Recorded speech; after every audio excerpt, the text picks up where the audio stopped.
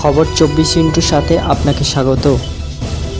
নতুন নতুন খবর জানার জন্য আমাদের চ্যানেলে চোখ রাখুন। তিহার জেল থেকে ঘরে ফিরেছেন অনুব্রত মণ্ডল। রাজনৈতিক সভা বা অনুষ্ঠানে মাঝে মধ্যেই দেখা যাচ্ছে তাকে পার্টি অফিসের পুরনো মেজাজে বৈঠকও করছেন দলীয় কর্মীদের নিয়ে, কিন্তু বিপদ যেন কিছুতেই কমছে না অনুব্রতর।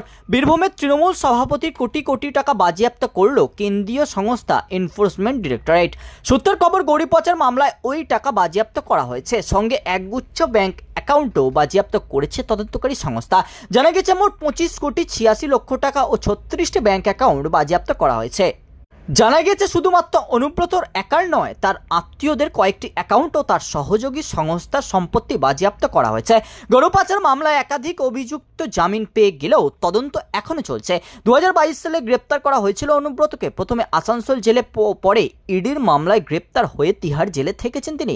তার মেয়ে সুকন্যাকেও গ্রেপ্তার করা হয়েছিল। গত বছর সেপ্টেম্বর মাসে জামিন পান অনুব্রত। নতুন করে রাজনীতির ময়দানে সক্রিয় হচ্ছেন তিনি। ব্যুরো রিপোর্ট, খবর 24/7।